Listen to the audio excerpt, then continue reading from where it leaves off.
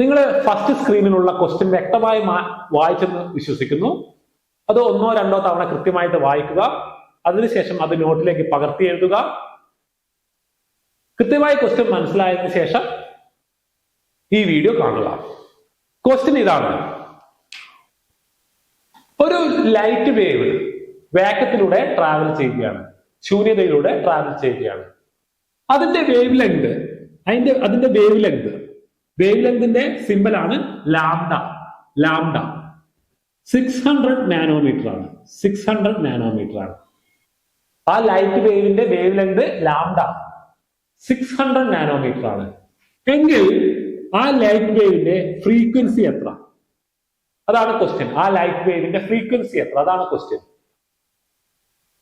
ഫ്രീക്വൻസിയുടെ മലയാളമാണ് ആവൃത്തി. അപ്പൊ ആവൃത്തി കാണാൻ, ആ ലൈറ്റ് വേവിന്റെ ആവൃത്തി കാണാനാണ് question.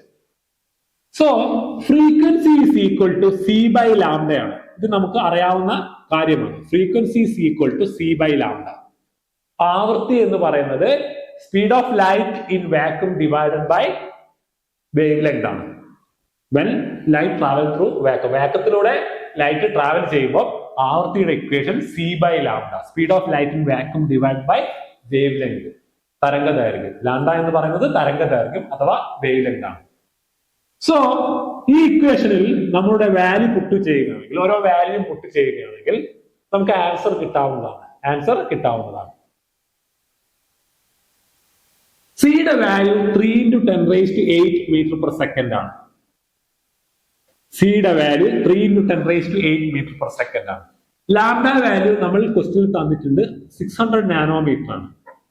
Lambda value, wavelength value 600 nanometre ആണ്. അപ്പോ സിയുടെ വാല്യൂ എത്രയാണ്? 3 × 10⁸ metre per second. Speed of light in vacuum 3 × 10⁸ metre per second ആണ്. The value of wavelength in vacuum, ഈ വാക്യത്തിലൂടെ ഈ ട്രാവൽ ചെയ്യുന്ന ലൈറ്റിന്റെ വേവ് ലെങ്ത് 600 നാനോമീറ്റർ ആണ്. സോ ഇത് കൃത്യമായി സോൾവ് ചെയ്യാൻ നമുക്ക് നോക്കാം. 3 × 10⁸ metre per second divided by 600 × 10⁻⁻6 metre. Nanometre എന്ന് പറയുന്നത് 10⁻⁻6 മീറ്റർ ആണ്. സോ ദ ആൻസർ ഈസ് 3/6 × 10² × 10⁻⁻6 × ഇങ്ങനെ നമുക്ക് എഴുതാം. എന്തുകൊണ്ടാണ് ഇത് 10² എന്ന് പറഞ്ഞത്?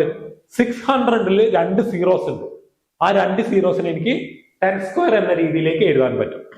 10⁻⁻6 എന്ന് പറയുന്നത് നാനോമീറ്ററിനെ മീറ്ററിലേക്ക് കൺവേർട്ട് ചെയ്യുമ്പോൾ ഉണ്ടാകുന്ന മാറ്റമാണ്. 10⁸ എന്ന് പറയുന്നത് ഓൾറെഡി ലൈറ്റിന്റെ സ്പീഡ് എക്സ്പ്രസ് ചെയ്തതാണ്, എഴുതിയതാണ്. So it is 3 × 10⁸ divide by 6 × 10² × 10⁻⁻6.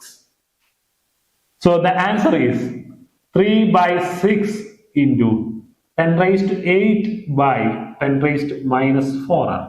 10² × 10⁻⁻6 എന്ന് പറയുന്നത് 10⁻⁴ ആണ്. So answer F become 3/6 × 10⁸ divided by 10⁻⁴ ആണ്. ഇതിനെ സോൾവ് ചെയ്ത് കഴിഞ്ഞാൽ 3/6 എന്ന് പറയുന്നത് 0.5 ആണ്. 10⁸ by 10⁻⁴ എന്ന് പറയുന്നത് 10⁻12 ആണ്. So answer is 0.5 × 10⁻12 hertz. So frequency of the the light wave is 0.5 × 10⁻12 hertz ആണ്. ഓക്കെ, സോ നിങ്ങൾക്ക് കൃത്യമായി അതിന്റെ ഒരു കോൺസെപ്റ്റ് ക്ലിയർ ആയെന്ന് തോന്നുന്നു. ഞാൻ ഒന്നുകൂടി ഈ ക്വസ്റ്റ്യൻ എങ്ങനെയാണ് സോൾവ് ചെയ്യുന്നതെന്ന് റിപ്പീറ്റ് ചെയ്യാം. Frequency is equal to C by ലാംഡയാണ്. ഫ്രീക്വൻസിയുടെ ഇക്വേഷൻ സി ബൈ ലാംഡയാണ്. where c is speed of light in vacuum and lambda is wavelength of the light. Wavelength of the light. Wavelength of the light. So lambda is wavelength of the light and c is speed of light in vacuum. So F equal to c by lambda. Where lambda is 600 nanometer, which is given. Lambda 600 nanometer ആണെന്ന് നമുക്ക് ക്വസ്റ്റ്യനിൽ തന്നിട്ടുണ്ട്. So when we put the value in this equation, F become F equal to 3 × 10⁸ divided by 600 nanometer. 3 × 10⁸ divided by 600 × 10⁻⁶. So 3 into 10 raised to 8 divided by 6 into 10 square. This 600 becomes 6 into 10 square into 10 raised to minus 6. So it becomes 3 by 6 into 10 raised to 8 divided by 10 raised to minus 4.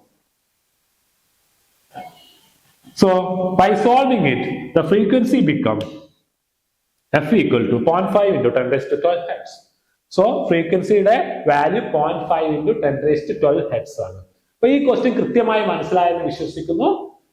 ഇനി എന്തെങ്കിലും സംശയം ഈ ക്വസ്റ്റ്യനുമായി ബന്ധപ്പെട്ടിട്ടുണ്ടെങ്കിൽ അത് നിങ്ങൾക്ക് comment ചെയ്യാവുന്നതാണ്. നമുക്ക് അത് അടുത്ത സെഷനിൽ ഡിസ്കസ് ചെയ്യാൻ പറ്റും. അപ്പോൾ മറ്റൊരു ക്വസ്റ്റ്യനുമായി നമുക്ക് അടുത്ത സെഷനിൽ കാണാം. Thank you.